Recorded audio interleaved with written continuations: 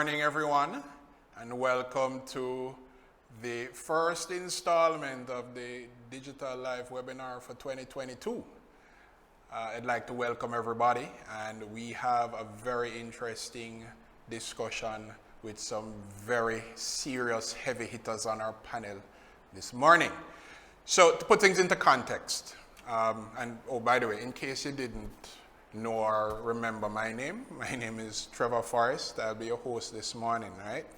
So to put things into context, over the past 2 years of the COVID pandemic, we've seen, accelerated adoption of technology, and we've also seen a fundamental shift in how we do work. We've seen a change in the way in which work is done. We've seen an increase in this whole concept of work from home. We've seen increased use of digital tools, increased use of the technology to get work done, forcibly so because we had no choice. But one of the things we want to really interrogate as coming out of all these changes is, what do businesses, both small, micro, and even the large ones, what do they have to do to maintain this new norm, to embrace this paradigm shift, right? What do you have to consider? What do you have to do when you embark on this digital transformation, the new word, right? The digital transformation journey. And how does that affect something as basic as where you work and how you work? Because now the adage that work is something you do, not somewhere you go, has now been brought even more to the fore. So to help us with that discussion, we have some serious industry heavy hitters with us this morning. So I'm going to start by introducing Kirk Henry. Kirk is the Chief Digital Officer of Answer Bank. Answer is out of Trinidad. Kirk has been in the IT industry in a myriad of positions for over 20 years. He has, worked as CEO for iGov TT, which is iGov Trinidad and Tobago. He's also been on the board of directors of the Central Bank and even chaired the IT committee of the Central Bank, Trinidad and Tobago. And he has a wealth of experience as, that guy who is the transformational leader. So Kirk, I'd like to welcome you. Thank you for entertaining us. I know your schedule busy. Next, and like I said, heavy hitters. I mean, the first indication that this guy is a heavy hitter is his name, Trevor. Shares the same name, right? So Trevor Chung, he's the head of digital and design for the NCB Financial Group. In previous incarnations of this gentleman, he has held engineering and product management positions at Facebook, Goldman Sachs, ClearScore, and he's also been involved in many fintech startups, right? So I tell you, people who understand this transformation and hybrid workplace situation, right? Finally, I was reading the bio for this gentleman, and they say he has 25 years experience in the IT industry. This cannot be, because I know that Mervyn Eyre, who is the CEO for Fujitsu Caribbean and Latin America, has way more than 25 years experience in the IT industry. I don't know if them trying to, hide Mervyn's real age, but that's okay. We know it go, Mervyn. But Mervyn, like I said, he's the head of Fujitsu Caribbean and Latin America. He's been in the industry for over 25 years. I work with that. He's been very instrumental in leading, new industries in IT in the region. Ushering in, new consumption models, cloud services. and really playing an integral role in shifting how we look at IT services, how IT services are delivered, and not to mention this particular webinar is powered by Fujitsu, right? So, you know, my sponsor, I'm the big money man for this thing. So, I'd like to welcome you, Merv. Thank you for being with us. So here's what I want to do. Before I start, you know, dropping some questions, and I'm going to start with you, Merv. Can you, you know, tell us a little bit about where Fujitsu is, what it's about, and how Fujitsu is doing its thing in this whole digital transformation and hybrid workforce space that we've started to see evolve over the past 2-3 years? Sure, Trevor, and you know, let me just say it's a real honor to be in the mix of such powerful people. You know, a combination of digital enablers, digital guiders, digitally native people like Trevor Chung. You know, so we're really happy to be a part of this. You know, Fujitsu as a business globally and in the region has actually contributed over the years to the very fabric of what is now considered digital transformation. We've developed technologies. In fact, just today I read that we've now launched the fastest quantum simulator. So, you know, massive development of capabilities that have built the fabric of it: networks, compute platforms, devices, IoT, all of those things. And in the Caribbean in particular, very proud to have been a part of building that foundation. And you know, digital transformation is for me, is no longer a concept or an idea. It's our new existence. And even though we contributed to its existence, like most businesses, we've had to respond to it, and we've been both disrupted and been a disruptor. And our business has changed dramatically. In fact, the business, you know, for those who know Fujitsu, who we are today is very different to who we were 2 years ago. Very different, definitely different to who we were 5 years ago. And whereas our focus has been, you know, used to be around, you know, creation of products, helping customers put those products in their own environment, it's now shifted to how we can use those products to do different things, to do things differently, fundamentally to help improve people's lives. So if you look at the video, that rocking video that you opened up with, and you look what's behind me here, our business has now shifted to one of life, right? Making people happy, contributing to society, you know, helping people's well-being. And that's the essence of what our business is today, Trevor. So well, obviously we'll talk about that. We'll talk about how work has changed, because that's not a concept as well. That's our reality. So I'm really looking forward to having this conversation about how we in this region can actually get the best of this new existence that we have. Great, thanks, Merv.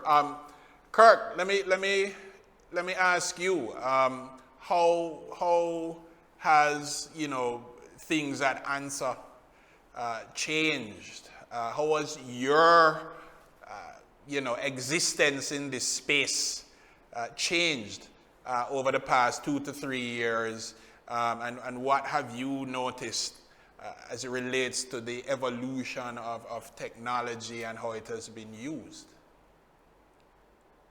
That's a good question, Trevor. Thanks for that. I want to start off by, you know, congratulating the folks at the Jamaica Observer and Fujitsu, of course, for inviting me to participate here among these distinguished panelists.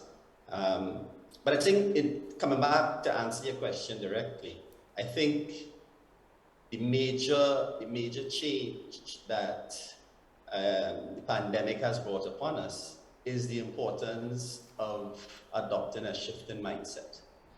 The pandemic forced us to re-examine, to relook behaviors, norms that we took for granted, and to understand, to underscore Mervin's point about life and making life well for us. The technology really is just the start. And what I have seen over the last 3 years really is a bit counterintuitive, because I actually joined ANSA in the midst of the pandemic, switching from another organization. And while there were difficulties, adjusting when you're working virtually, I think the major lesson for me was to understand that we have to adopt a flexible and agile mindset as we go about the business of being productive in our organizations. And I think that represents what I think to be a cornerstone area that we need to focus our attention on. Because the technology, we have people like Melvin, we have people like Trevor. But I think the recognition of the digital culture and or mindset that is required to take us to the next level and to move from surviving in times like these to thriving is what I think has made a difference for me, and I dare say for my team at ANSA. Excellent, great. So let me quickly move to Trevor. Now, listen, when we hear about people who are engineers and product managers at companies like Goldman Sachs and Facebook, we say, look, we have some people who know the thing at a high level, right? Understand from the weeds to the clouds. So tell us, what's your view, even your vision of where things can be, will be, coming out of what has transpired over the past 2 years, brought on by the pandemic and the subsequent evolution in the technology that we have seen cropping up right now? What's your view? What's the vision that you have of where things might be, and how what's happening now has impacted even business? Thanks for the question. It's a very broad question. What's my view on anything in 2 years? I think one thing that is consistent for 99% of companies out there is that we're all learning. Some companies are learning what it means to support remote work in the first place. Certainly as we start to see shift from the pandemic to the new normal, which is where we're trying to get more of the population vaccinated, and there's, restrictions are coming down and people are going back into the office. We also have to accept that there's a new normal for work. We've realized that work can continue from people working from home, working from a coffee shop. It doesn't have to be an office. So we need to learn how to support a hybrid workforce where employees now see the benefits of having time away from the office. But there's also things that we've lost. There's pieces of culture that are a little bit harder to maintain. I know many people who have simply never met their coworkers because they started a new role within the pandemic. And it chips away at that human connectivity tissue. So I would certainly hope in 2 to 3 years we would have learned from the trials that we're going through now, where we can effectively feel comfortable with people working from home and not be concerned about how do we manage productivity, how do we hold teams accountable, because we've learned how to do that. And maybe we're not doing the best job at it right now. With 2 to 3 years time, we'd have figured that out. Also, supporting remote work correctly, properly, like what equipment is required for someone to be efficient from working from home or effective from working from home. How can we support new people joining the company? I think anyone that has been at a company pre-pandemic has a distinct advantage over people that join companies sort of like in between, because again, they don't have that culture. And so when we think about onboarding, which I refer to as maybe like the first 90 days of an employee joining the company, where they start to make all the connections, see the faces, understand their own role within the organization, I think there's a huge opportunity to do that better. And yeah, 2 to 3 years, I hope we turn the corner on the challenges that we face today. And we have to recognize, I think, for many employees, there's no going back to only 9 to 5 at the office. I think this is a great leap forward. Excellent, excellent. Well, I thank you guys for that foundation, because I think it sets the stage and the tone for what we're going to start talking about. So what I want to start with, and I'm going to start with Kurt, is can you speak a little bit about how this concept of digital transformation has impacted, ANSA? What is ANSA's view of what digital transformation is? How has it helped ANSA to change the way it works, deliver services to its customers? How has this whole concept of digital transformation been embraced by ANSA? Well, I think it starts, for us, it starts with some foundational pillars. And there are about 5 areas that we try to focus on. Of course, you start with operational excellence. And in that, we talk about building out the supporting infrastructure from a technology perspective to allow the business to operate. And now most organizations have been focused on the operations and the infrastructure for years. And I talk about both software and hardware infrastructure to put that in place. Then we move a level up and we start thinking about platforms and we organize systems and infrastructure to serve the mission or to create value for our stakeholders. And we talk about taking a platform-centric approach to providing an ecosystem, a platform to deliver to our customers. And if we continue along the path that I'm walking here, the other bit, we start to talk about shared customer insights, developing an appreciation through the use of data and having what we like to call an obsession with data to understand our customers with a view to being predictive, to be corrective, to be responsive to what our customers want, what our customers need, both from an external as well as from an internal perspective. And this is something that we pay great attention to, and we are constantly looking for opportunities to enhance customer experience as we build out our ecosystem to support that obsession with data. Then we continue and we move to, I often remark, Bible, not that I'm much of a religious person, but the Bible says you cannot put new wine in old skins.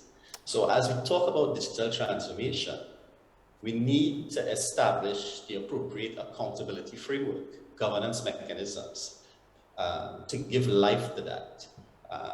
The traditional approaches to managing our teams, to managing within our organizations. Traditionally, this part of the world is very hierarchical, very, very heavy on the bureaucracy.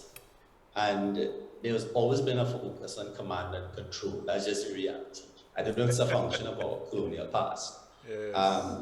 So the accountability framework, the governance arrangements have to evolve to allow for a focus on the controlling of outcomes, to empower people, recognizing changed circumstances so that we could rapidly evolve and adjust to changing conditions. And finally, On top of that, we layer on this notion of building an ecosystem of partners. So our systems, what we create, must be accessible to partners within our ecosystem. And we often talk about business to business.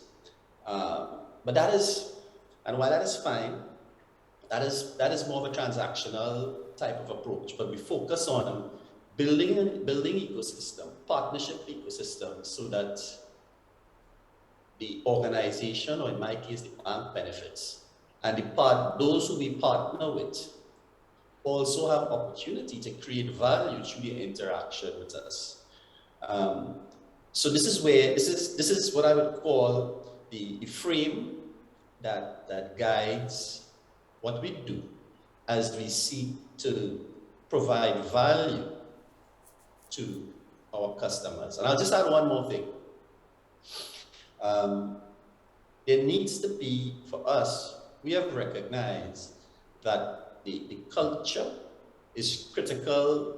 I mean, this is something intuitively as leaders we all know, but a culture of an appreciation for change, for responsiveness, for being able to operate sometimes without the full answers, is something that we have to become comfortable with, and the pandemic has taught us that.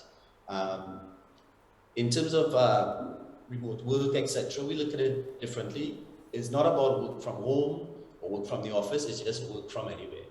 And the ability to use the tools, to put the processes, the structures in place, and we don't always get it right, to enable productivity of team members from wherever they may be. Working asynchronously, synchronously, but just this has to be the new way that we operate in order to be effective. Trevor. Great. So you know, while you were speaking about that, and you were talking about governance and managing people and the evolving way for that, Trevor was shaking his head in agreement. So let me move to you, Trevor, and ask you, you know, as it relates to some of these fundamental changes in how we do things and how we manage people, because clearly coming out of what Kirk has said, this digital transformation thing goes a little beyond just the technologies, the application, the software, the hardware. There is a people component, a culture component, which quite rightly so, Kirk, is impacted by some of our inherited colonial norms, so to speak. Trevor, how has, you know, your experience at NCB Financial Group and some of the things that you're working on there, how has that been for you? What are some of the things that have, you know, you've seen? What are some of the things you've done in furtherance of, you know, this whole digital transformation thing? How have you guys been handling that? How have you been embracing? How has it helped to better deliver services and increase efficiency and so on for your business? So my connectivity actually just chipped. I only caught the latter part of your question. Oh. So if you fire it back to me again. All right. So real quick, digital transformation at NCB Financial Group, in the context of some of the things that you've had to do, managing people, the culture challenges. You know, this thing is not about just technology. We're talking about people, culture, strategy, and all these things. How have you had to deal with some of these things in the current business, and what are some of the things that you've done in, you know, embracing this whole digital transformation concept and indeed the journey there? All right, thanks for that question. So I'll preface this with, I am still new to NCB. NCB's digital transformation has long preceded me. It's been a journey for the organization. So I can only give my view. Kirk touched on something very important. He spoke about culture and people. I think we like to start. I would like to start there. You know, he mentioned flexibility. Thinking about, for me, what came to mind was like this. Was this metaphor?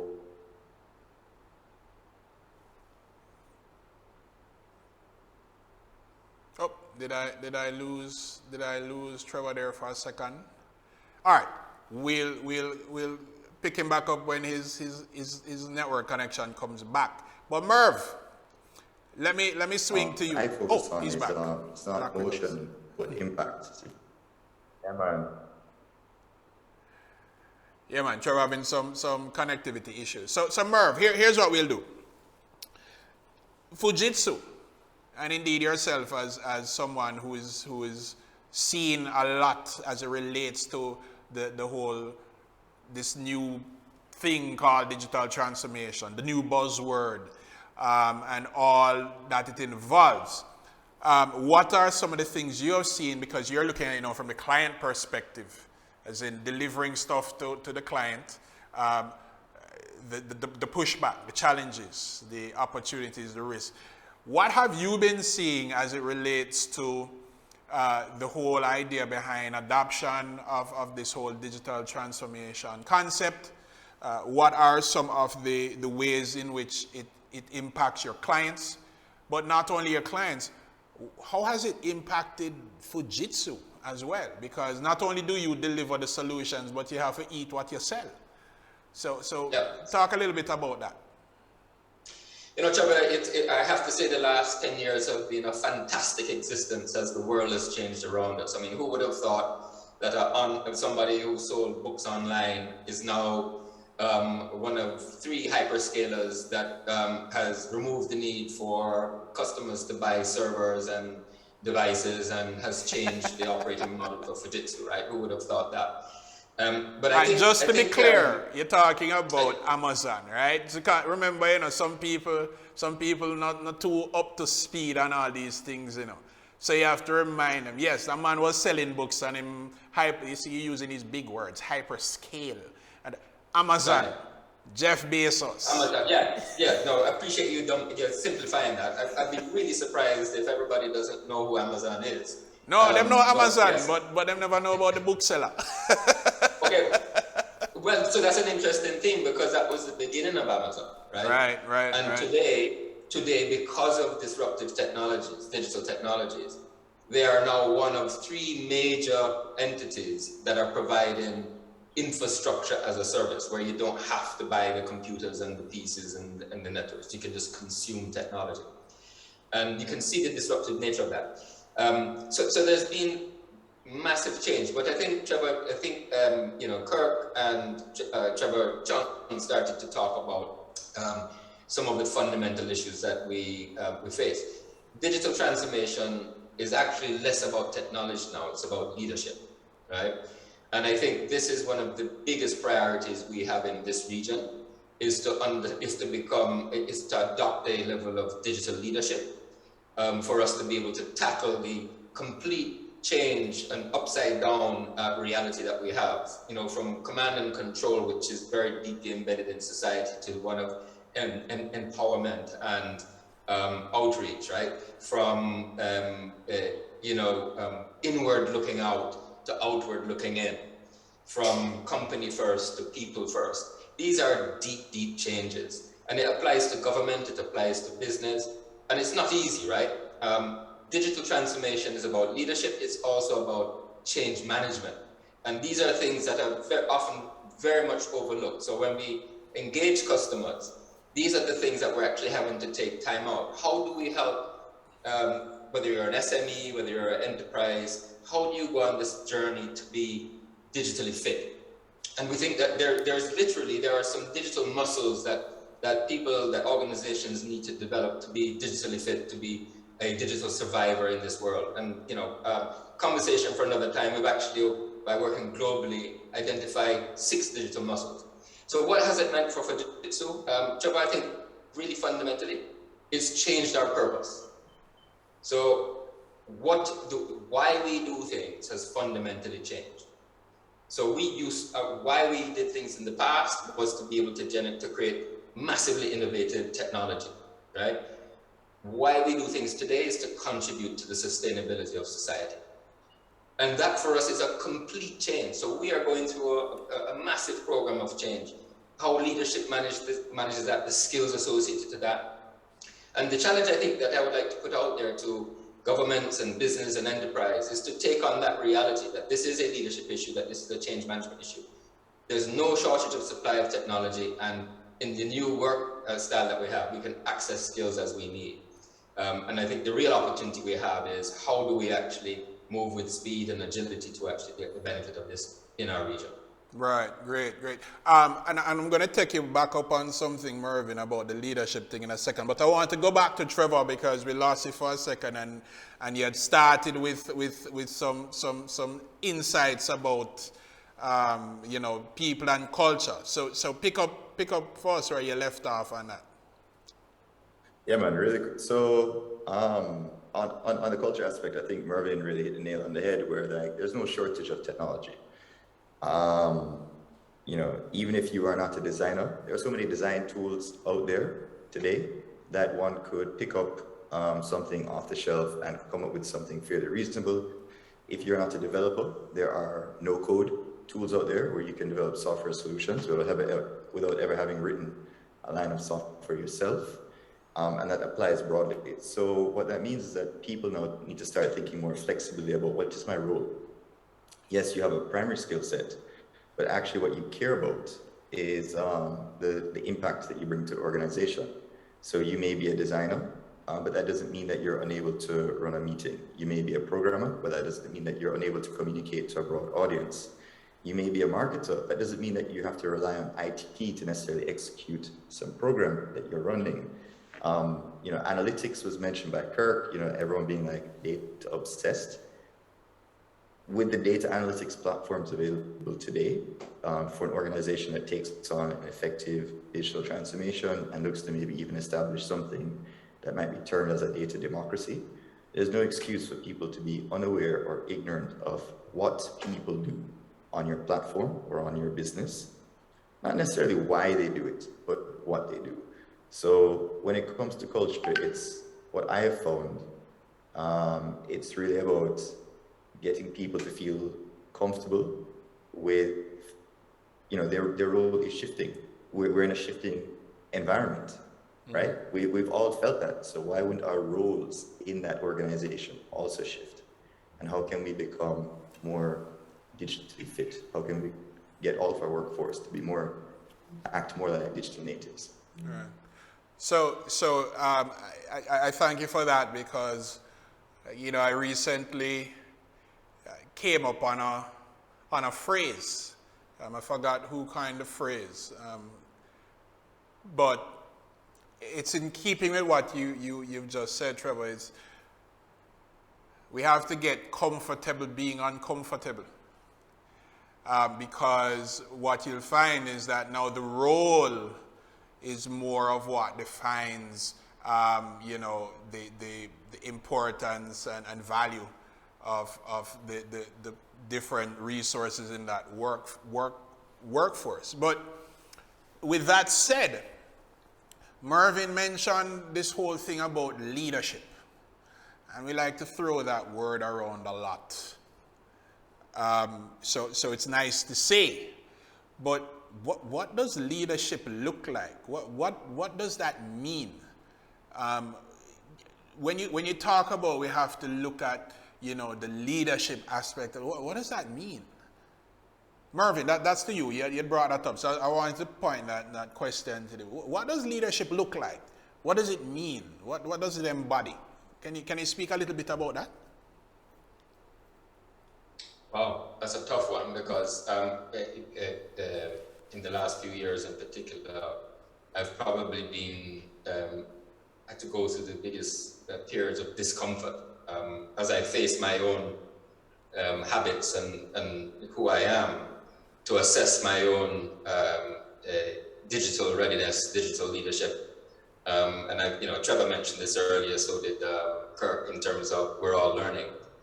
And I think that there is absolutely a learning process. So I think ultimately, I would say this, Trevor. First of all, is that there's a recognition and an acceptance that the world we live in now is different, right? And that we, as leaders, we have a responsibility to not just manage the way things are today, but to actually lead change, right? Because the status quo, whether we're a country or a business, there's no middle ground on this. As I say, you're either disrupted or you disrupt. The notion of transformation is not an evolutionary thing. It is transformation. It is a step function thing. And I think the survival of entities is a function of the energy, the thought process, the ideation, the ideas, the creativity that needs to be brought into the mix for us to be able to survive in this space. And so I think leadership has two elements of it. There is in the world that we are now, and there's a mix, right? Because you have people like Trevor Chung who are digitally native, and they have people like myself who are digital, right? Who are having to go through the individual transformations to be able to assume my leadership responsibility. But I think there is the acceptance of learning as leaders, right? And there's a vulnerability aspect of that. A true digital leader is a very vulnerable leader, right? And then there's an aspect that says we must be relentless, we must be curious, we must develop our own skills to be able to take charge of the responsibility of leading change. Right. That would be my response to it. I know it's a very, it's not technology, because I think that really it comes down to, as I said, leadership skills, capabilities. That's the world we live in. Absolutely. And while you were saying that, I see a comment from Paul saying that, in a lot of agreement with what is being said about the whole digital transformation being about leadership and change management and less about technology, because a lot of businesses seem to immediately expect that when you talk about digital anything, it's an IT function, which it's not. So it's very important to realize that this transformation journey is, IT is just one small component of it. It is a journey, not a deliverable, as Paul eloquently put it in his comments. Trevor, if I could just add to that, because you asked about, as a provider of services in the region, what are the challenges we face? I think the big challenge is that we do need to get a shift that this is about technology. We need to, the conversations we're having, we're having to invest in developing the notion around co-creation, the notion that value will only come if we sit down. We don't have all of the answers. We have technology and experience, but if you combine technology innovation with domain expertise and you create an environment of co-creation and you become vulnerable and you bring in the ecosystem that you need to solve problems, that in fact is what we're having to do more. So you'll see the shift in terms of how we engage, because until we get that, until we become digitally fit as a region, then we'll be challenged in terms of realizing the value that we always show. Right. And I'm going to use that to segue into a particular discussion that I've been having a lot. I've written some articles about it, and I want to talk about it before we go into the hybrid workforce discussion, because Kirk and Trevor and yourself have alluded to this, but it's almost like a 50-pound elephant in the room, not the 80-pound one, the 50-pound one. And that has to do with this thing that I call the change conundrum. Now, processes in a lot of companies were put there to cause people to do certain things in a very rigid and structured way. Don't use sense, don't use discretion. This is how as we say in Jamaica, this is how the system set. Work with that. Don't change. Now we're going into this era where we're saying, listen, we're going to change things. with a workforce that has been programmed to do things and don't change. And what that does is it now creates a situation where, why are you asking me to change? The system says I must do this and we're not changing anything. How is this whole, and it brings to fore now the whole concept of change management and how critical and important that is. We need to intersperse that with culture, because the culture has been created. Do this, don't change. Do this, don't think. Just do it this way. What I want and it flows into that whole thing where you must come to work and sit here every day from 9 to 5. This is a culture based on processes that program people that I must go to work. How are businesses, how are, both small, medium, large, how are companies to deal with this? It's going to affect how HR has to function. How have you guys been seeing this? I'll start with Kirk on this one. Seeing or experiencing how this is managed. Change management in all its different aspects and facets. In the context of digital transformation, how have you been seeing this work, not work? What are some of the experiences that you've seen and how they've been handled? Kirk, I'll start with you on that one. Yeah, Trevor, Mervyn touched, and I'm going to answer your question, but Mervyn made a big point, massive, when he referenced Amazon selling books.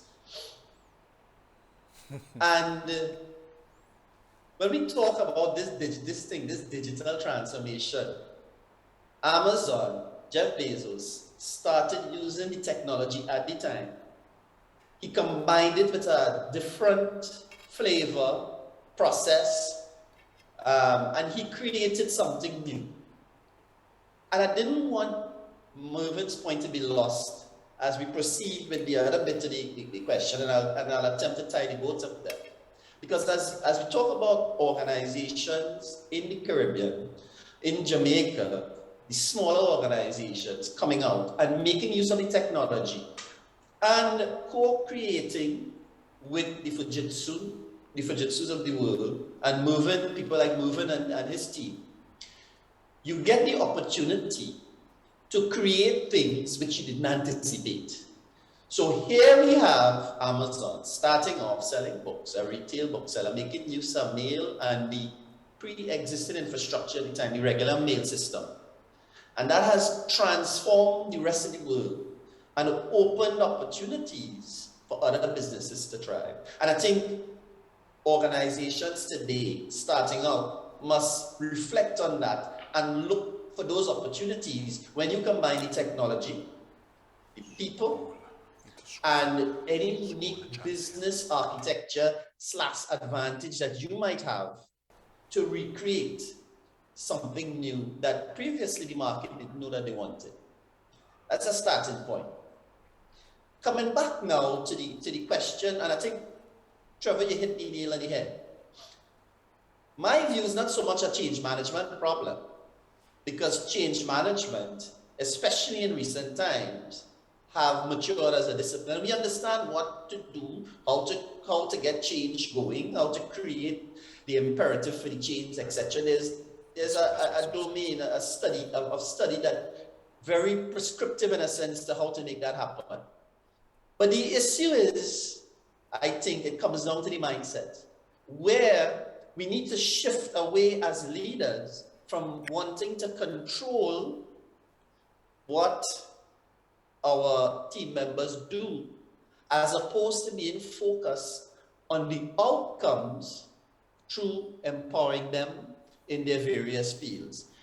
Trevor, you also touched on it when you spoke about your role within a team and making use of the available tools. So when we talk about operating in a pandemic environment, and then the question I keep hearing, and I mean in past, I've worked in other places, and the question often is, well, okay, so infection levels dropping, we can go back to the office. But why? The reality is most organizations, I dare say, particularly when you talk about knowledge workers, you would have seen a spike in productivity. You would have seen the opportunity to reduce operating expenses associated with maintaining the traditional office. But for some reason, we seem focused on predetermining or controlling the way our team members work. Our focus really should be looking for opportunities to enhance our employees and give them the opportunity to create and contribute to the mission, bottom line of the company. That is a major point, I think. Excellent and well put. And I think that buttresses what Mervyn was speaking about when we talk about leadership. Leadership doesn't mean you're the taskmaster. Leadership, means embracing, getting ideas, giving people or empowering people to do things. And Merv, I think, put it well, being vulnerable, right? This thing where, the leader is all-knowing and that's the guy. Yes, the buck stops with the leader, but that doesn't mean everything else must stop with you too. But here's a challenge, and I'm going to pose this question to my namesake. When you have a workforce that is programmed in that way, boy, the leader have to make the decision, I don't want to be empowered. I want the boss tell me what to do. This is my little lane, I stay in it and not going outside and not vary, even though I might want to, but no, the system set. How do you deal with that kind of resource, that kind of, employee, that kind of situation? Because invariably you might find that you go into an environment where nobody wants to be empowered. They've spent a huge amount of time being programmed to be, for lack of a better description, submissive. But how do you then go in and change that? What are some of the approaches, the strategies, what's the tool set for going in and making that kind of change? That's a tough question, and I'll preface it with, this is my personal view, not the taught view at the company I work at, because it might be slightly controversial.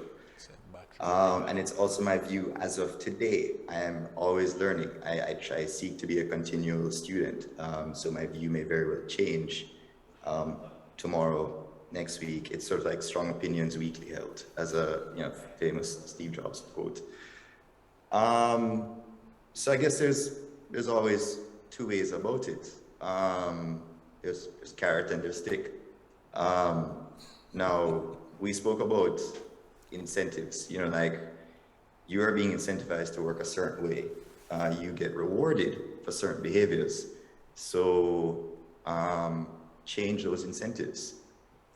Like, how do are our employees aware of how they can be rewarded, how they can see career progression?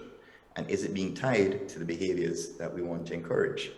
And making sure that they're aware that, hey, this is a shifting sands, it's a new organization, it's a new mindset, and these are the values you're now going to be rewarded on. Here's how we're going to measure the output of those values. And if you do those things, you will see the promotions that you want, you will see the salary increases that you want, you will see the opportunities arise.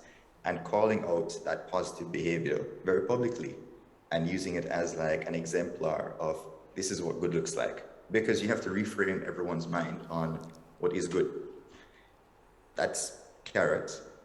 The other version is stick. As leaders, we have a responsibility to the organization that we encourage and enforce this change. And the controversial piece, not everything is a democracy. Like, not everything is a solution by votes. As leadership, you have to take on the mantle of saying this is how things will be done at times, not for everything, but there are certain situations that require it. And if someone is saying, well, I don't want to work like that. No, the role is like, this is the new way to work. Right. And transformation, Trevor, transformation is a funny word, right? You cannot reasonably expect to transform and take in something new and not drop anything out. It's not, you can't just sort of like keep adding. So the transformation may not be for everyone. As I said, the preface was more controversial opinion, but the transformation may not be for everyone. Not everyone is necessarily ready for that new style and digital workforce. And hopefully that's a very, very small contingent, because you want to retain as much talent and you want to give as much, wind into the sails of your employees. Right. But you cannot truly expect transformation without recognizing that there's going to be some element of people that simply don't want that. Absolutely. And then it's down to organization, what they do. They reposition, they find a new role. How do I support that? Right. So that's a Chung view, not the the only time back to is what NCB says. Right. No. So, and again, that perspective takes me back to a comment a colleague of mine made a couple years ago when we were presenting at a conference. If you can't change the people, you have to change the people, because, as you say, it's the transformation effort. The journey may not be for everyone. I think, however, one of the things that many organizations and in some cases some leaders and the challenges they have is releasing some of the people that this change is not for, holding on to the dead weight is a strong word, but for too long. And then now this is where I kind of want to segue into the whole idea now of this new paradigm of the hybrid workforce, because now we're talking, you see, now the whole transformation thing, we stop talking about the technology so much, and now we're starting to talk about people. That's the workforce. The workforce is a lot about the people. And before I touch that, I see a comment here from a blast from the past. Roy Reynolds, well, I can't hear from you, Bridget. You disappear. But he just put up a comment up. He said many years ago when he worked for Fujitsu ICL, he was sent on a session by Mervyn. So Mervyn was trying to change the mindset from then. And the profound message in this session with, I think it was Agri Irons, was the only constant is change. Get used to it. Program yourself to be unprogrammed so that you can be agile in shifting when the change comes. So I think that's a really good observation. Showing leadership there and trying to get the team to understand what you have to do in order to remain relevant. Yes? And in doing so, like I said, I want to now shift the discussion to this whole concept of the hybrid workforce. And perhaps, Mervyn, you could, for the audience, what is this thing called the hybrid workforce? What does it mean? What does it entail? One quick thing before we move on to the next section. Yeah, sure. I want to underline a point. The change management process and having to make tough decisions.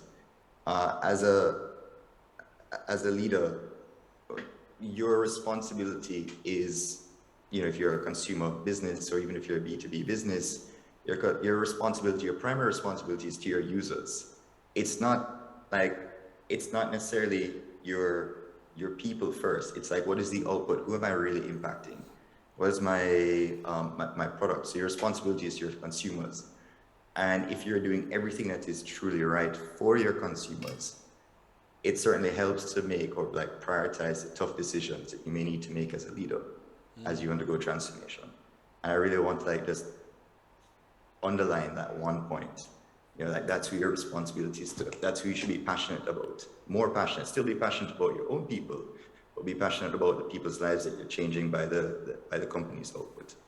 Excellent point. Excellent point. I do think that there is a lot in that that point that you've just made. Thank you for that. So Mervyn, hybrid workforce. What is this thing? What's your view, Fujitsu's view on this whole new paradigm of the fundamental shift from working in this physical space 9 to 5 to now working anytime, anywhere? Is this hybrid workplace only work from home? What is this? What is hybrid workplace? What does it mean? What does it look like now going forward? What is some of the impacts that this whole concept of the hybrid workforce, workplace will have on businesses as they contemplate now sustainable life going forward? So let me just make it clear that the notion of hybrid work did not come as a result of the pandemic. It started long before as the impact of digital transformation started to change the way work is done, right? And there's evidence of that because co-working spaces, was a big business leading up to the pandemic. Many organizations already have started to look at remote work. What the pandemic did was to prove the concept and accelerate its implementation and all of the associated issues with it. So hybrid work is a new work style. It's a new way of working and from my perspective, work will never be the same. So when I hear organizations or people saying we're going back to office, return to office, we want to go back to the way we were, it's very disturbing for me because it means that we haven't actually accepted the reality of the new world that we live in. So of course, hybrid work, and hybrid work is more than Zoom. It's more than using the technology. It's a completely different work style where, as you say, human beings, people, can make contributions wherever it is best for them to do so, wherever they want, when they want, and in a style that they want, because associated to hybrid work is a set of massive changes in terms of how you collaborate, how you engage, how you work with each other, how you work with customers. So it's a profound, deep, transformational change in how work is done. And I just want to touch on a point that Trevor Chung made when you asked him that. And it goes back to your issue of change, Trevor, big trouble.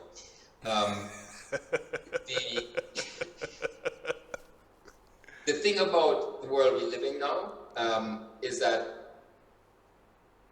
it's about ideas and it's about design, right?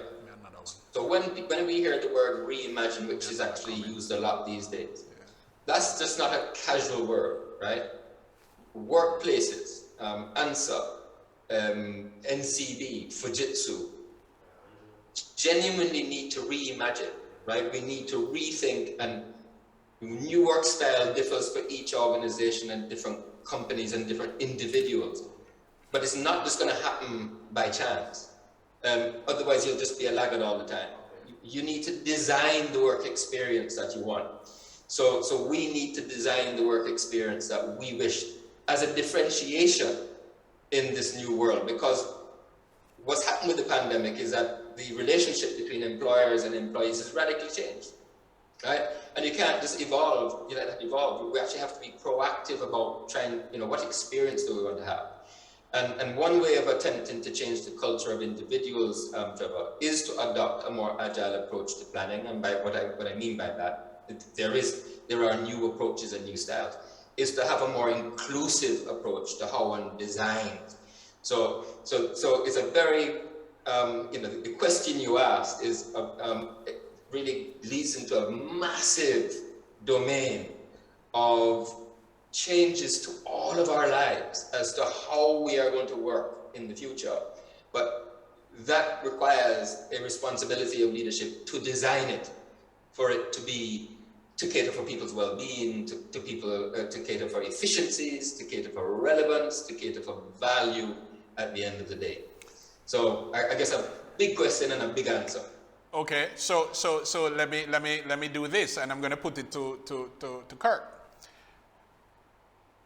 So Mervyn has opened a small Pandora's box, because he said, listen, whole heap of things involved in this shift. There's a lot of things that will impact this hybrid workforce, hybrid workplace, and so on. Can you perhaps give us maybe one of your experiences as it relates to this particular situation, this particular scenario, where we're talking about, look, we have the ability to work in office, work outside the office. Trevor Chung said there are some people who have started work who have never physically seen their co-workers. And as human beings, and I've always said this, even from back in the 90s when email was a big thing, you would sit and send an email to somebody 2 doors down the hall, as opposed to just getting up from your desk and walking down there and going telling them. So sometimes, that human intervention, that human touch is important. It's a balance. Can you give perhaps some real world experiences as it relates to ushering in this hybrid workforce situation? How do you create the balance? How do you balance lives and the technology? Can you perhaps speak to that? And before you answer that, I want to remind the audience that, listen, if you have questions, send the questions. I'm actively looking at the timeline. So if you have questions, feel free to send them. I'll look at them and try to get some of these questions answered. So please go ahead and send your comments and questions in. So Kirk. Yeah, man, Trevor. That's a great question, and I'll share some experiences. I'm going to share experiences that I had, that I have in Atlanta, and I'll also speak about the last place where I operated, and this was a state company. I was the CEO of this organization, technology organization. And we found ourselves in the pandemic. And what we had to do was essentially to operate completely in a remote way. And it was easy for us, easy in inverted commas, because we were willing. The mindset of the leadership was open. So we did have to transition, but some of the challenges that we experience around the person, around the human, as simple as it sounds, the onboarding, and I think small Trevor, mentioned that. Just picking up on what Wilfred said there, man. Wow. No, but really, the onboarding was a challenge because life goes on in spite of a pandemic, and people were moving and coming, the ebb and flow. And onboarding, bringing somebody into the environment and making them feel comfortable, adjusted and productive within the environment meant that we had to pay very close attention to the processes that we use for onboarding and welcoming new team members. So that was a big challenge.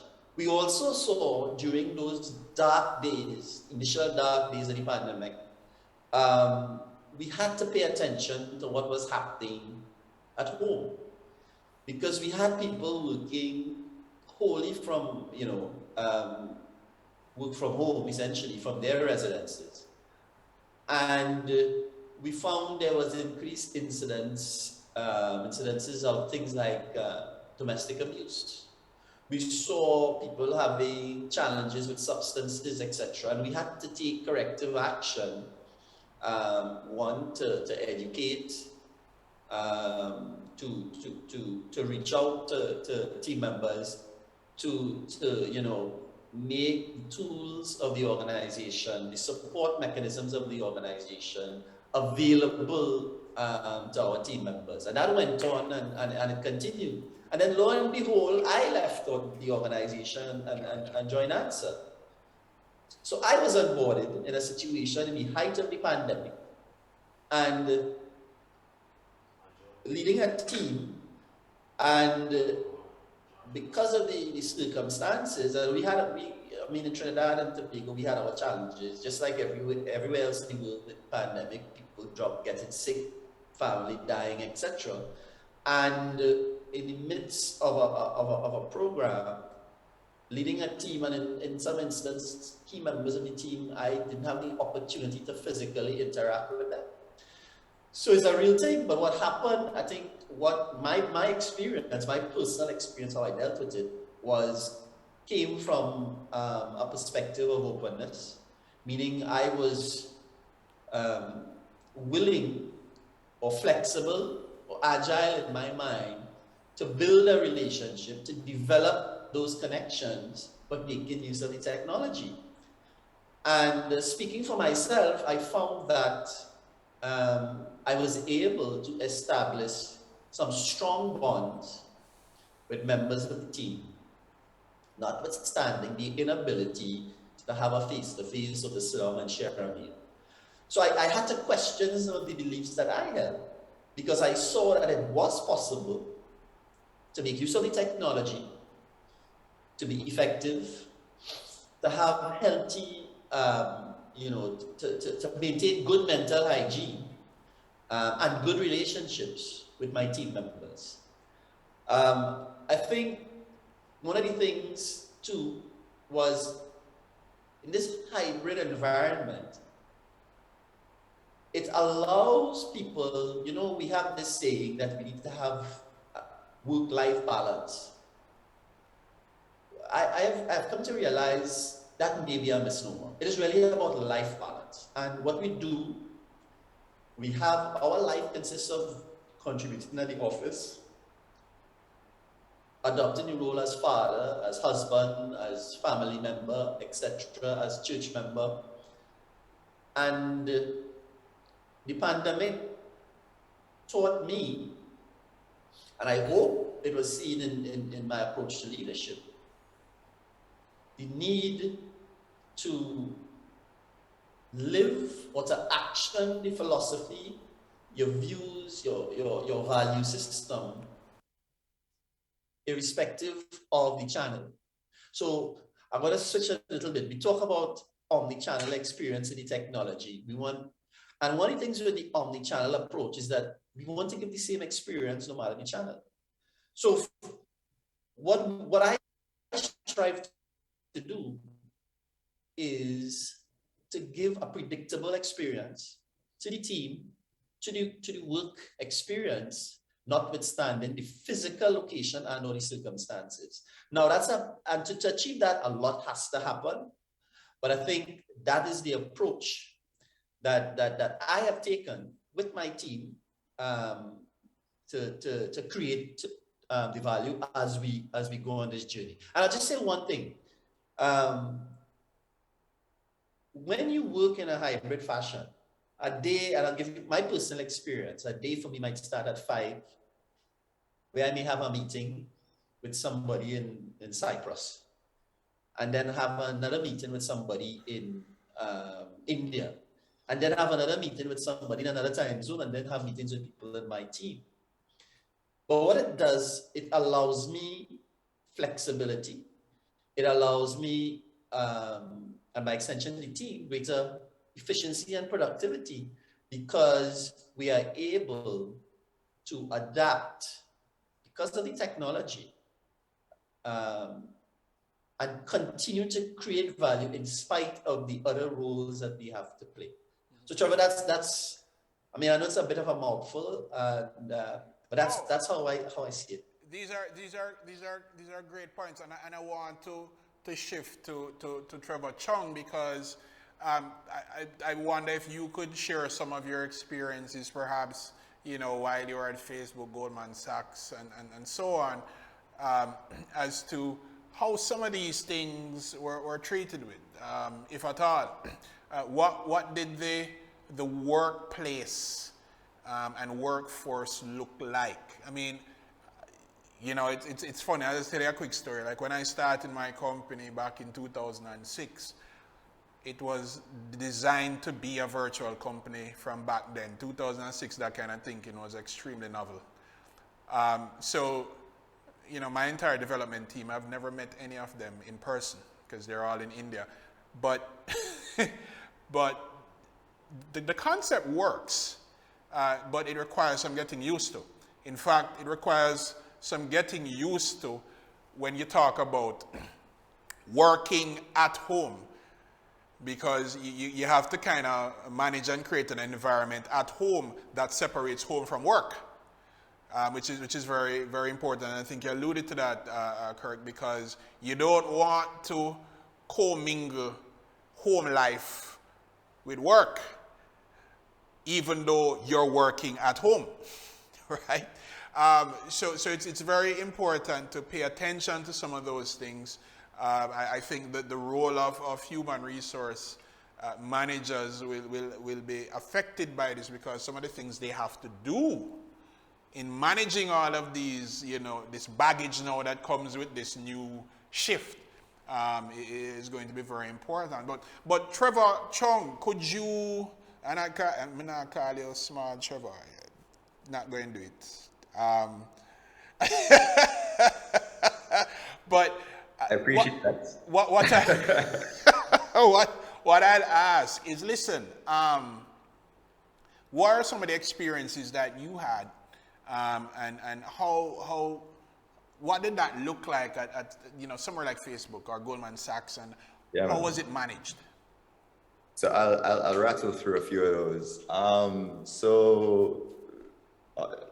I was at Goldman Sachs from 2010 to 2014. So this is obviously pre-pandemic, but there was a exercise that we'd run, that many large organizations would run, called business continuity planning. So what happens if your building gets bombed? What happens if there's transportation, logistics issues, plumbing, whatever it is?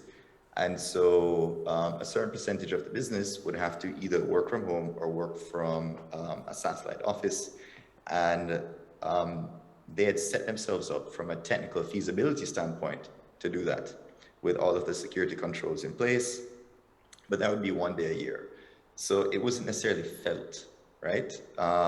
You were just proving technically that you could do it. My second experience with remote work, funny anecdote, is whilst working at a startup. If you've ever worked at a startup, you might know about the nature of cash flow issues. We couldn't afford to pay rent, so we started to work remote. We had to pack up our laptops and go home, and we worked remotely for 6 months. This again was pre-pandemic, but it was effective. I think it was effective then because we were a small, tightly knit group of people that had already had that FaceTime. It wasn't necessarily that we were leveraging technology in the best way that we could.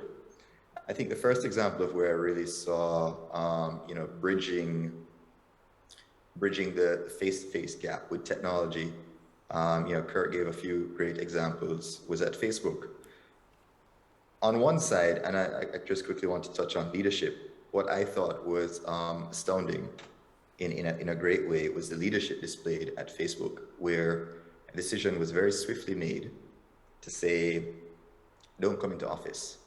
You have 5 days to come into office pick up anything you need to work effectively from home, collect your materials, and start there.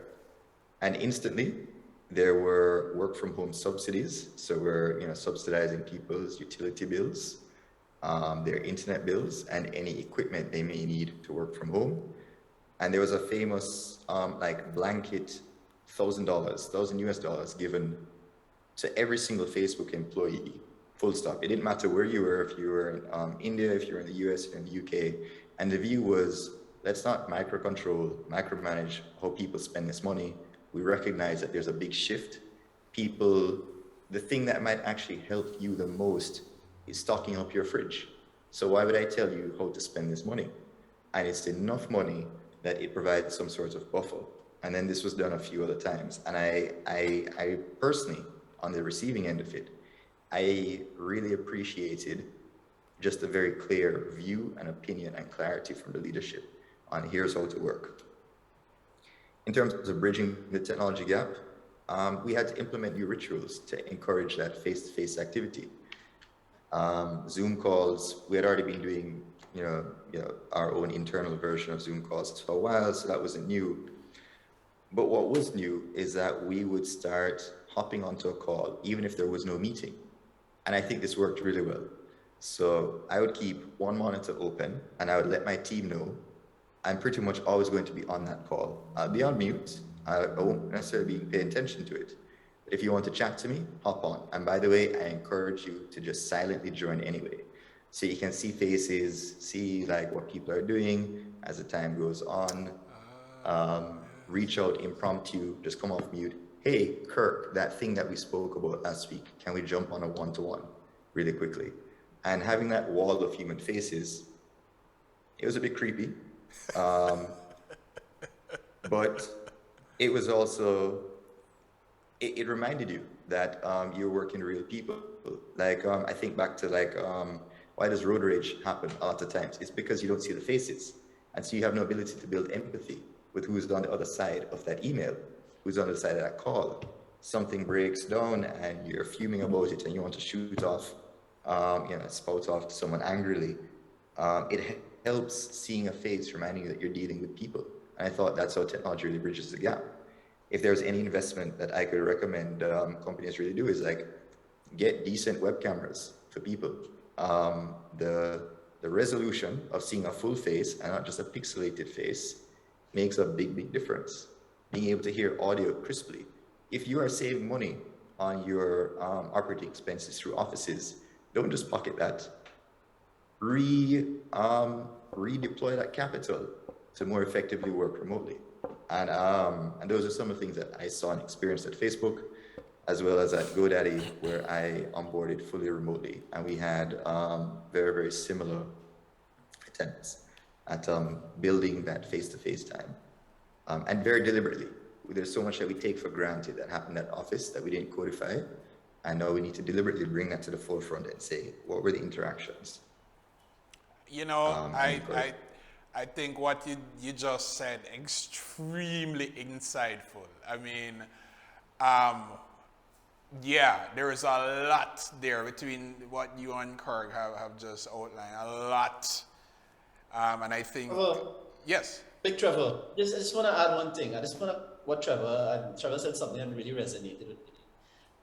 Particularly for those who join, who are new, and you're coming into this kind of environment where you were faced with webcams and conferences all the time. One of the things we did, and we encouraged, and I mean, personally, I benefited from it, was to literally just have a call up, and I'd be working on something, and another colleague of mine, she would be up as well, working on something else. And, back in the good old days, you would just talk over the partition or talk out to the union people. Right. So we're not having a meeting, but the call is up and she's there and I'm there working on my document, whether I prepare it, something for the board or whatever it is, and she's there and we collaborate. And those are the kind of things, and when Trevor mentioned his experience, it really resonated, and those little things really do go a long way. And the provision of hardware, I think that's huge. issuing the monitors to everybody so that, you know, you have the ability to have the multi screens up, etc. And then I just wanted to share, I think that resonated with me. Right. Yeah, man. And even for, you talk about onboarding, sometimes when people think about onboarding, we default to the experienced professional. But if you're a company that's hiring university graduates who have never experienced the norms of the workplace, you have an even bigger challenge, which requires more effort, more deliberate thought in how do you mold this person's first real life work experience effectively in this new digital frontier. Like, how do you establish the norms? And it comes like that's the mantle of leadership. You either be vulnerable enough, as Mervyn said, to recognize that you need to make some changes, or you step aside for leaders who can. That's also the remit of leadership, recognizing when you may not be the person to lead.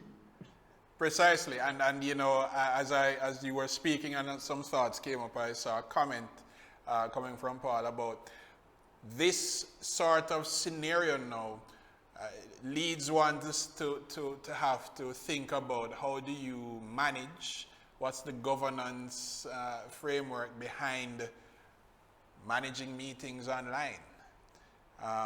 You have a screen as it may be with a whole bunch of people, but this thing where you'll have one person in two meetings at the same time because they may not work. So I would suspect that organizations have to now create acceptable policies that say, look, this is how online meetings and how you conduct yourself in online meetings, this is how this is going to work. So this thing where, you have, you're on two meetings at the same time, yeah, you might feel you can multitask, but it really doesn't work that way. Another situation which I found interesting with some colleagues is this thing where you have back-to-back meetings with no break in between them. Sometimes it's useful for you to give yourself some space between meetings so that you can perhaps recharge after one meeting, and instead of, because the toll that online meetings can have on you, even though you're sitting in the same place having these meetings, a lot of people underestimate the toll that it can have on you. So I think new guidelines, management methods behind this new way of doing things are extremely important. Now, we're almost coming to time, but you know that I can't, as a security practitioner, I could never have a discussion like this, talking about the hybrid workplace, the hybrid workforce, digital transformation, and not talk about security and the security considerations that must be adopted by companies when we're talking about this new way of work. Because when you go digital, all on its own, there are security concerns that you have to grapple with. But when you start talking about now removing the walls of the business, where the information is digital information is extremely portable, and it is traveling at light speed across connections that in many instances you don't have control over. How do you ensure, what are some of the considerations that businesses must have? And I'm going to pose this question to Mervyn. What are some of the things that businesses must consider from a security standpoint when they're looking to move in this direction? Because security is very, very important, especially when you're talking about protecting valuable IP, intellectual property, protecting data. Data protection legislation is a big thing now. What are some of the considerations businesses must make when we're talking about security of of the environment in this new way of doing things. That's you, Marvin. Yeah, no problem. Just one observation on the previous point, by the way, that I think I just want to log. When I was listening to the dialogue around, new behaviors, new standards, and that kind of stuff, is in all of this, we need to consider diversity, the implication of diversity, gender issues. Because one of the lessons I've learned, for example, is that when it comes to camera readiness, there's a different perspective from a woman as to compared to a man. And one has to, we're all learning this new thing, but we have to consider in that learning the whole, the diversity factor. And I'm saying that because we're all men on this, and I'm sure if we had a woman panelist, they would have some thoughts on that. Absolutely. On the issue of security, a massively significant thing, and this would be what my recommendations would be. In the same way that whether you're a small business, whether you're an individual, an entrepreneur, whether you're a small business, whether you're a large enterprise, you need to put security at the forefront of whatever you do. In the same way that you manage your bank accounts, you manage your financial affairs, you do all of that stuff, you have fiscal governance. You need to introduce governance around data security and risk management around that. This means that it applies at board level in terms of a key area of governance. It applies at the management level. It applies in operations. Do not compromise on that because the world is radically different. I'll give you two. One of our customers had an experience recently, and this is blew my mind in terms of the world that we live in. So recruiting for a new role, the interview was all done remotely, the whole onboarding was done remotely, gave the person the job, and then in one of the early meetings, other staff members recognized that the person who was joining as the person employed was actually a different person. And in that period of time when somebody had been, and that's all because you're not face-to-face, that's all because it's done remote. In that period of time, they'd been issued a notebook, they'd been issued all of the technology. So for that period of time, that individual had access to all of the systems in that customer environment. I mean, if you think about the profound impact of that, right? So it's not just about viruses, it's not just about Trojan horses and that kind of stuff. It's profound. And so Trevor, I think recommendations would be put it at the forefront. Don't believe you can manage it yourself. Organizations used to have a security strategy where it was about defending. You now need to take offense, right? You need to anticipate attacks rather than react to them. But you cannot do it alone, right? Organizations and people cannot move at the speed at which the security issues are moving at. You need to work with others to do it. You need to get the right framework in place. Don't try and do it your own. And last point I would say is, irrespective of all of this, the most vulnerable element of when it comes to security in the new work style are people themselves. So invest in training. Fujitsu has mandatory training regularly because just awareness of things, and certainly from my, with our customers and where I have board responsibilities, insist that that's a part of it because the biggest vulnerability is that. So that would be my reaction. It is a part of the new world in the way that we put fiscal governance and all the other governance, put in security governance as a part of the DNA of a business. No, that's absolutely important, Marv. And I'm gonna ask a question, and I'm gonna have all of you answer this question. And it's my I guess I would say last question before closing. In your experience in this digital transformation journey, the hybrid workforce and workplace, what are some of the biggest mistakes that you have seen either your organization or any organization that you've worked in, what are some of the biggest mistakes that you've seen them make as it relates to their transformation journey, their movement to the hybrid workforce? And I'm going to give each one of you 30 seconds to, encapsulate some biggest mistakes that have been made, and perhaps how to fix them. I'll start with Trevor on that one.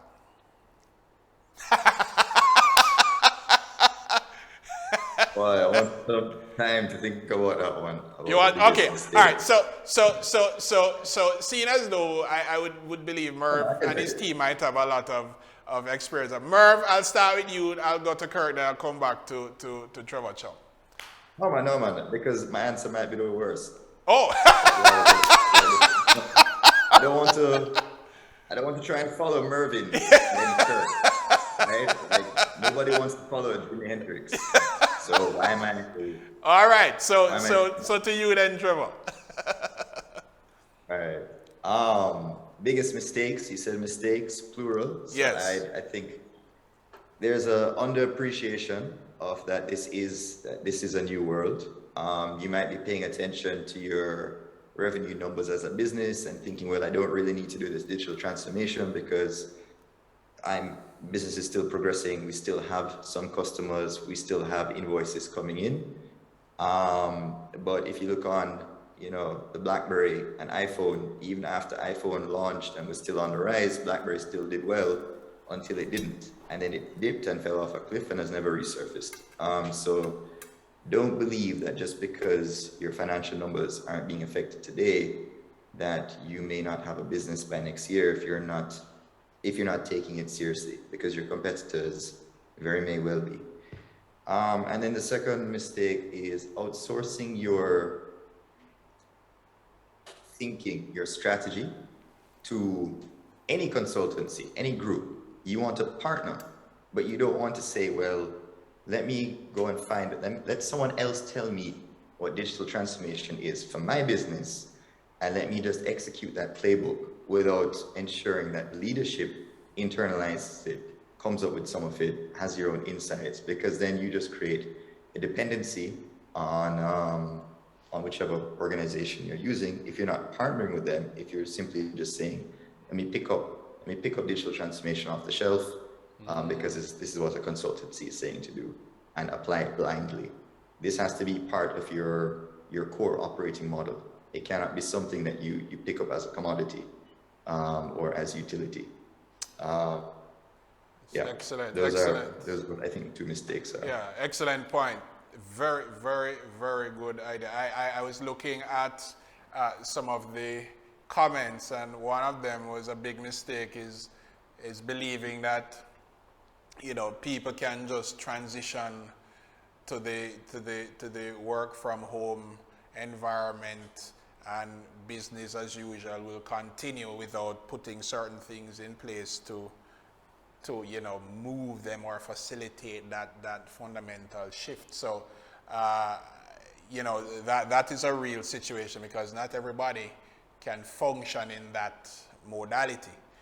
Kirk, your 30 or so seconds as to some of the biggest mistakes that you've seen. I'll start with not paying respect to the environment that the organization has been operating in over the period of this pandemic, and let me explain. I have seen, and sometimes I found myself guilty of this at times, and you had to correct for it, is expecting to operate in the same way as though there wasn't a pandemic prevailing around. Organizations, and by extension, the people on your team, have been operating under extreme duress and stress for an extended period of time with a heightened state of uncertainty. And the approach that we took, or that we would have been taking in the past, prior to the pandemic, we need to factor that in, and we needed to factor that in making our decisions as leadership.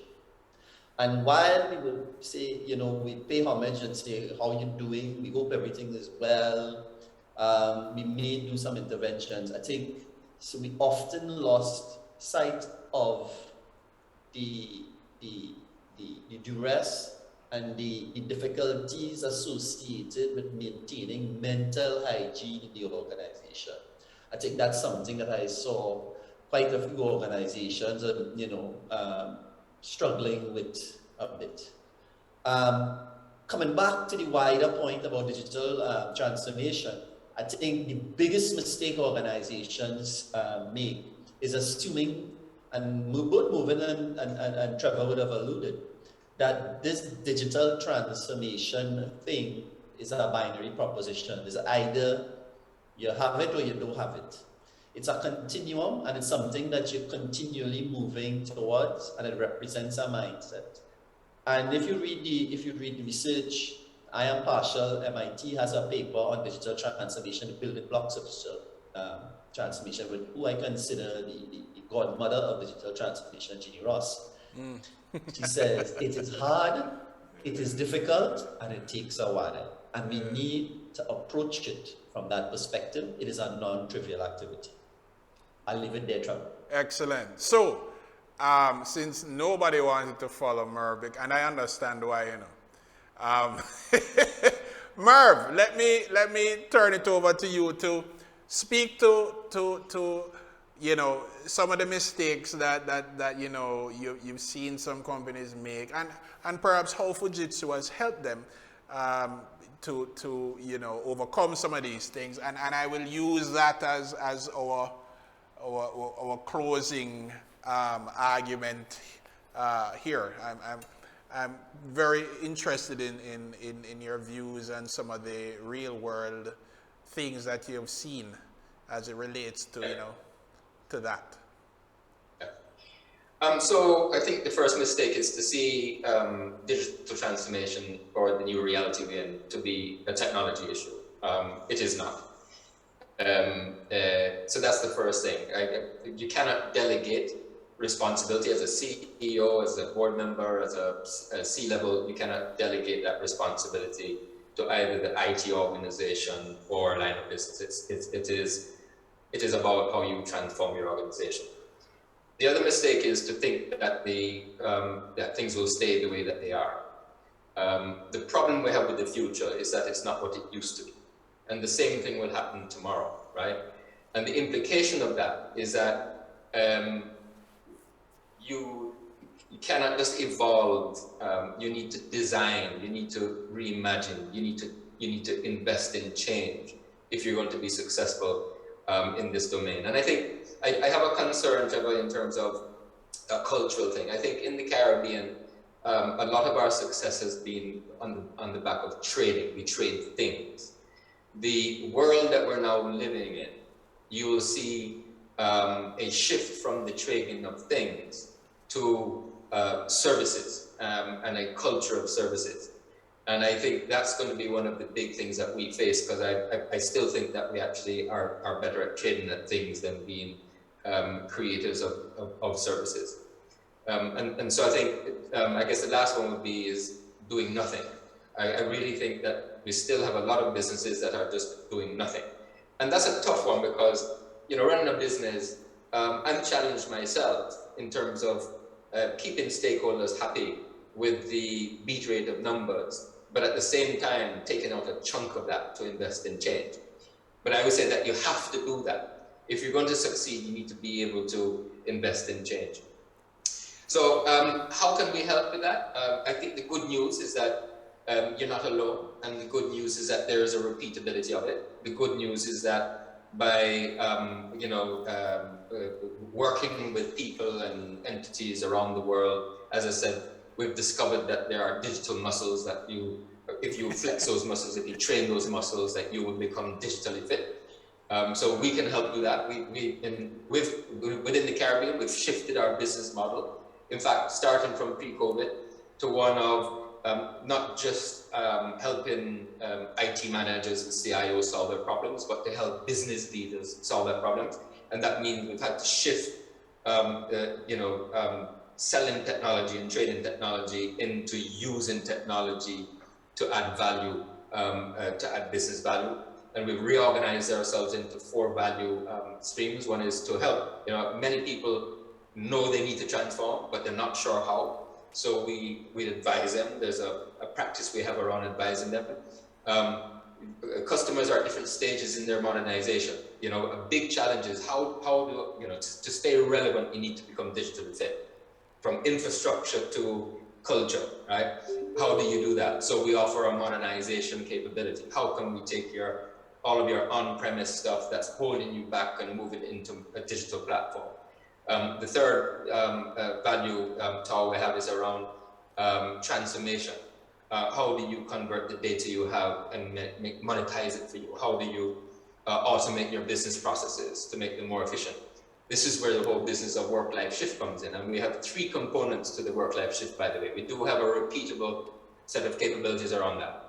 The first is around helping you create a borderless office and all of the pieces on that, because you have to bring those pieces together. The second is creating, because we didn't speak, Trevor, about the fact that the repurposing of the physical space is a part of the hybrid environment. So we can help you repurpose that physical space into collaboration centers and well-being centers and that kind of stuff, and look at that. And then the third is around cultural change, helping you understand the change management issues associated to it. By the way, this is one of our large global capabilities that we leverage, and different pieces will be required at different stages. So that's around work-life shift. And then the 4th value tower is around manage. So people have moved to digital platforms. They now are on the cloud. How do you manage that? Because it's a different type of management associated to keeping the systems up, keeping security going, different skills that are required to do that. So that's a summary of how we can help. You're not alone, right? But I think just to reinforce the point, nobody has the right answer for everything. Nobody is the sole provider of everything. We are in a world of co-creation. And if there is one takeaway message I would say is that, in terms of leadership, get into a co-creative view. Don't look at people as just vendors or suppliers. Look at them as partners for change, right? And I'm sure you'll be successful with that. Great. I mean, listen, this discussion has been extremely insightful. I'm sure the audience has really learned quite a bit from the insights of you guys. I see a lot of comments to the affirmative. And what I would really like to do right now is to thank all of you for one, agreeing to come and share your knowledge about this particular topic or topics, very complex set of topics. Yeah, I cannot throw some difficult questions, but that's why we have you, because you guys are the experts in this stuff. And I think that some major takeaways, as Merv said, look, you're not alone. Don't try to do this yourself. There are people out there, there are entities out there who can help you. Another thing to be acutely aware of is transformation and all this other stuff is not all about technology. Don't forget the people. Don't forget the planning. Don't forget the strategy. Don't forget, of course, don't forget the technology. But understand there are more facets to this thing than just technology. And understand that, look, this is our journey, not a destination. And I like the description Merv used. I think I'm going to steal it, Merv. So if you haven't copyrighted it yet, it's gone. Getting digitally fit and flexing those digital muscles. I like that. Because that's what it boils down to. Getting to the point where you can do things the way you need to do it, to make your business efficient, to realize growth, to boost that bottom line, and ensure that the life of those who work for you, and of course the customers that you have, is enhanced because of how you're doing what you're doing through this transformation effort. Thank you so much, gentlemen. Really appreciate it. Very insightful. And to the audience, thank you for spending the time with us. I went about 15 minutes over my projected time, but that's good because the information that we got from this was great. We'll see you next quarter. Trevor, one last thing. Yes, Mark. Just so if you Google digital muscles Fujitsu, you will get a lot of insights as to how to become digitally fit. Okay. Digital muscles Fujitsu. You might actually get in trouble if you use it because it is already copyrighted. Really? Yeah, we'll figure that out. We'll figure it out. Don't worry about that. So listen, we will see you again in the next quarter. This is a quarterly thing that we do, and I'm not going to tell you who coming in the next quarter, but I guarantee you're going to like this one. So thanks so much. I'd like to thank our sponsor, Fujitsu, for really supporting this effort. Thank you, Merv. Thanks to the team at Fujitsu for the work they've done in helping the Observer team, and I'd like to thank the Observer team as well. Georgia upstairs, Natalie, Julia, and the entire team behind this. And listen, see you guys next quarter. This is the Digital Life webinar. My name is Trevor Forrest, your host. See you next time. I kinda like